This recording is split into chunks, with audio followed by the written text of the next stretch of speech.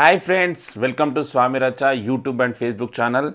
అయితే మీ ముందుకు ఒకటి విషయం చెప్పనీకైతే వచ్చాను. నేను ఫేస్బుక్లో ఒక పోస్ట్ పెట్టాను. ఆ పోస్ట్ ఏంటి అంటే, మన ఫిష్ వెంకటన్న మీ అందరికి తెలిసిందే, కమిడియను.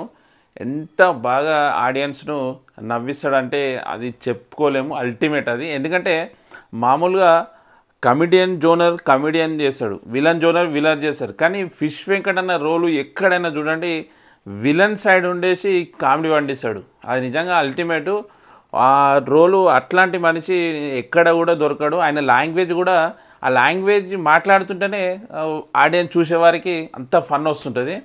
అయితే నేను ఇదంతా ఎందుకు చెప్తున్నంటే, మీకు అందరికీ తెలిసిందే ఫిష్ వెంకటన్న కిడ్నీలు ప్రాబ్లమ్స్ ఉన్నాయి, హాస్పిటల్లో ఉన్నాడు ప్రస్తుతానికైతే. అయితే కొద్ది రోజుల నుంచి ఒక న్యూస్ వైరల్ అవుతుంది. అదేంటి అంటే, ప్రభాస్ గారు ఫిష్ వెంకటన్న డయాలసిస్ గురించి, అంటే కిడ్నీ వ్యాధి ఉంది కదా, దాని గురించి ఏకంగా 50 లక్షలు ఆర్థిక సాయం చేసిండు అనేసి సోషల్ మీడియాలో చాలా వైరల్ అవుతుంది ఈ 3-4 రోజుల నుంచి, మీ అందరికి తెలిసిందే. అయితే నేను కూడా స్టార్టింగ్ ఎవరైతే ఫిష్ వెంకటన్న కూతురు ఒకసారి ఒక ఛానల్లో మాట్లాడింది, అంటే ఏమని మాట్లాడింది అంటే, ప్రభాస్ వాళ్ళ పిఏ ఫోన్ చేసిండు, ఇట్లా ఎంత అవుతుంది అది ఇది కనుక్కున్నాడు అని ఫస్ట్ స్టార్టింగ్ చెప్పడంతో నేను కూడా చాలా ఖుషి అయిపోయినా.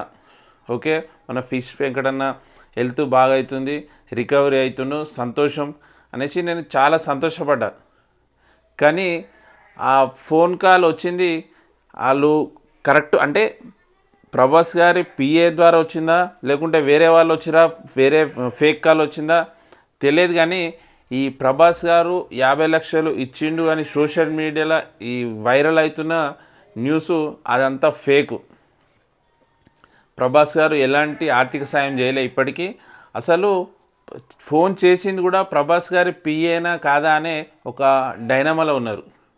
అయితే ఫోన్ చేసి పిఏ అని చెప్పిండు. అయితే వీళ్ళు కూడా ఓకే, అంత పెద్ద హీరో, హెల్పింగ్ నేచర్ ఉంది కదా, ఆర్థిక సాయం చేస్తాడు అని చెప్పేసి మాట్లాడినారు. వాళ్ళు కూడా ఎంత అవుతుంది అంటే అమౌంట్ చెప్పారు, ఇంత అవుతుంది అని చెప్పేసి. అంటే ఎవరన్నా దాత ఉంటే, కిడ్నీ డోనర్ ఎవరన్నా ఉంటే వాళ్ళకి ఇంత అమౌంట్ అవుతుంది అనేసి వీళ్ళ ఫ్యామిలీ వాళ్ళు చెప్పారు.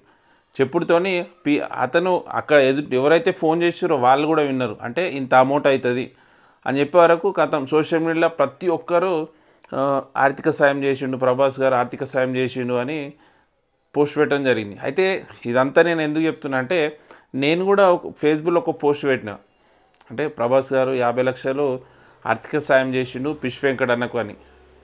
ఓకే, అయితే నేను పోస్ట్ పెట్టినందుకు అది ఫేక్ న్యూస్ అని తెలిసింది. అందుకు ఫిష్ వెంకటన్న ఫ్యామిలీకి, ఆ పోస్ట్ చూసిన వాళ్ళందరికీ సారీ చెప్తున్నాను నేనైతే. అయితే ఎందుకు సారీ చెప్తున్నా అంటే, ఇప్పటివరకు అయితే ప్రభాస్ గారు ఎలాంటి హెల్ప్ చేయలేదు, అందుకనే ఈ వీడియో తీసి మీ అందరికీ పోస్ట్ చేయడం అయితే జరుగుతుంది. అయితే ఇప్పటికైనా సరే, అతను ప్రభాస్ గారు సాయం చేయలేదు, కానీ ఇప్పటికైనా దయచేసి చెప్తున్న ప్రభాస్ గారు, ఆ ఫిష్ వెంకటన్నకు హెల్ప్ చేయండి. హెల్ప్ చేస్తే అతను ఇంకా ఎన్నో సినిమాలు చేస్తూ ఎంతోమంది ఫ్యాన్స్కు, ఆడియన్స్ను నవ్విస్తాడు. అంత మంచి యాక్టర్ ఆయనే. కానీ ప్రభాస్ గారే కాదు, సినీ ఇండస్ట్రీ నుంచి చాలామంది ఉన్నారు, పెద్ద పెద్ద నటులు ఉన్నారు. వాళ్ళందరూ నిజంగా ఈ న్యూస్ తెలిసిందో లేదా తెలియదో కానీ ఫిష్ వెంకటన్న హెల్త్ ఇష్యూస్ గురించి వాళ్ళు తెలిస్తే కానీ వచ్చి ఫిష్ వెంకటన్నకు హెల్ప్ చేయాలని మనస్ఫూర్తిగా కోరుకుంటున్నాను. ఓకే, ఎందుకంటే చాలా పెద్ద పెద్ద యాక్టర్లు ఉన్నారు, ఇంతకుముందు మీరు హెల్పింగ్ చేసినారు, కానీ ఈ విషయం మీ దగ్గర రాలేదా, లేకుంటే తెలిసిన తర్వాత కూడా మీరు ఎందుకు లైట్ తీసుకుంటున్నారా అనేది మాకైతే తెలియదు. కానీ తెలిస్తే మాత్రం ఫిష్ వెంకటన్న ఆయన హెల్త్ పరంగా ఎలాంటి ఇబ్బంది కాకుండా మీరు చూసుకోవాలని మనస్ఫూర్తిగా కోరుకుంటున్నాను. ఓకే ఫ్రెండ్స్, మీరు కూడా ఫిష్ వెంకటన్న ఆడియన్స్ ఎవరైనా ఉంటే ఆయనకు మన దేవుణ్ణి అయితే ప్రార్థిద్దాం, ఆయన అన్న సేఫ్గా ఇంటికి రావాలనేసి. ఫ్రెండ్స్, మీ హీరోలు ఎవరైనా, అభిమాన హీరోలు ఎవరైనా ఉంటే వాళ్ళకు కూడా ఈ వీడియోని షేర్ చేయండి, హెల్ప్ చేయాలని కోరుకుందాము. ఫిష్ వెంకటన్న క్షేమంగా ఇంటికి రావాలి, మళ్ళీ మంచి మంచి రోల్స్ సినిమాలు చేస్తూ మంచిగా నటించి మనందరినీ ఆనందింపజేయాలనేది మనస్ఫూర్తిగా కోరుకుంటున్నాను. ఓకే ఫ్రెండ్స్, ఈ వీడియో మీకు నచ్చితే లైక్ చేసి షేర్ చేయండి. Okay, bye.